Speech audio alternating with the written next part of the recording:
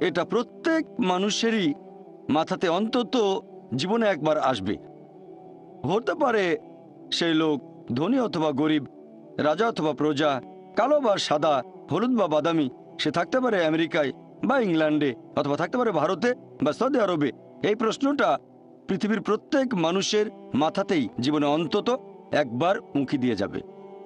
আমাদের কেন সৃষ্টি করা হয়েছে? আমরা এই পৃথিবীতে কেন? আমাদের এখানে আসার উদ্দেশ্যটা কি?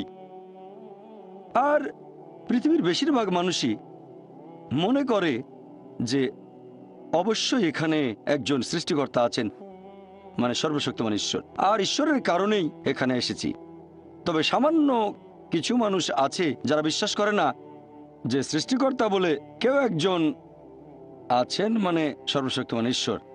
আর তারা মনে করে যে এই মহাবিশ্ব সৃষ্টি হয়েছে পুরোপুরি দুর্ঘটনাক্রমে, আর আমরা মানুষরাও এই পৃথিবীতে এসেছি এরকম দুর্ঘটনাক্রমে। ধরেন সাগরের বিচে দেখলেন একটা মানুষের পায়ের ছাপ। সে সময় একজন লজিক্যাল মানুষ চিন্তা করবে এই পায়ের ছাপ তৈরি হয়েছে কোনো মানুষের হাঁটার কারণে। একজন লজিক্যাল মানুষ ভাববে না যে পায়ের ছাপটা তৈরি হয়েছে দুর্ঘটনাক্রমে, অথবা পায়ের ছাপটা তৈরি হয়েছে সমুদ্রের পানির স্রোতে।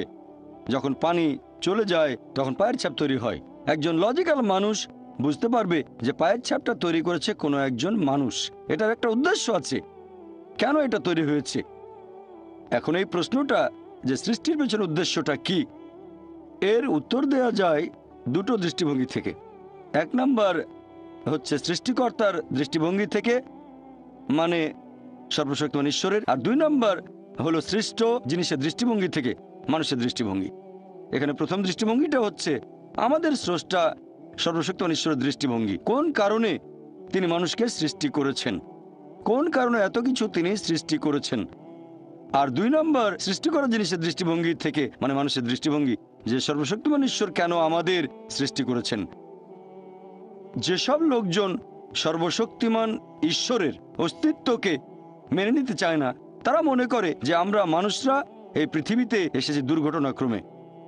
তাহলে সেই ফিলোসফি অনুযায়ী মানুষ আর অন্যান্য সৃষ্ট জিনিসের মধ্যে কোনো পার্থক্য নেই, সবাই এসেছে দুর্ঘটনাক্রমে। মানুষ আর অন্যান্য পশু পাখি সবাই দুর্ঘটনাক্রমে। এই লোকগুলোর জীবনে নির্দিষ্ট কোনো উৎস নেই, তাদের অস্তিত্বের পেছনে কোনো উদ্দেশ্যও নেই, আর তারা অন্যান্য পশু পাখির মতোই জীবন ধারণ করে, খায়, তারা ঘুমায়, আরাম করে, বংশবিস্তার করে, ব্যাস। তাহলে মানুষ আর অন্যান্য পশু পাখির জীবনের উদ্দেশ্য একই হয়ে গেল, খাওয়া, পান করা, ঘুমানো, আরাম করা, বংশবিস্তার। যেহেতু তাদের জীবনের কোনো উদ্দেশ্য নেই, তারা এইসব কাজে দক্ষ হওয়ার চেষ্টা করে, যেমন খাওয়া দাওয়া, পান করা, চলাফেরা। তারা হয়ে যায় বস্তুবাদী। আর সেই কারণেই এই লোকগুলোর কাছে বস্তুবাদ হয়ে যায় ঈশ্বর। আর এই বস্তুবাদের কারণে এই লোকগুলোই তৈরি করে ড্রাগস, টাকা কামানোর জন্য, আরামাইশের জন্য। তারা তৈরি করে বোমা, ভয়ঙ্কর সব মারণাস্ত্র, লিপ্ত হয় অবাধ যৌনাচারে, ব্যভিচারে, তারপর সমকামিতায় আর পর্নোগ্রাফিতে। এতে তাদের মধ্যে কোনো বিকার নেই। তারা ড্রাগস তৈরি করুক অথবা পর্নোগ্রাফিতে ব্যস্ত থাকুক, তাদের মূল উদ্দেশ্যটা বস্তুবাদ ছাড়া আর কিছুই নয়। আসুন আজকে আমরা এই প্রশ্নটার উত্তর খোঁজার চেষ্টা করি দুটো দৃষ্টিভঙ্গি থেকেই, যে সৃষ্টির উদ্দেশ্যটা আসলে কি।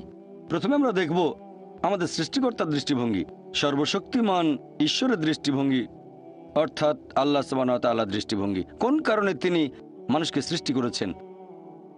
আল্লাহ সুবহানাহু ওয়া তাআলা কোরআনে বলেছেন, সূরা গাফির অধ্যায় নম্বর 40 আয়াত নম্বর 57, যে আকাশমণ্ডলী আর পৃথিবীর সৃষ্টি অনেক মহান মানুষের সৃষ্ট জিনিসের চেয়ে, কিন্তু অধিকাংশ মানুষ এখনো সেটা বুঝতে পারে না।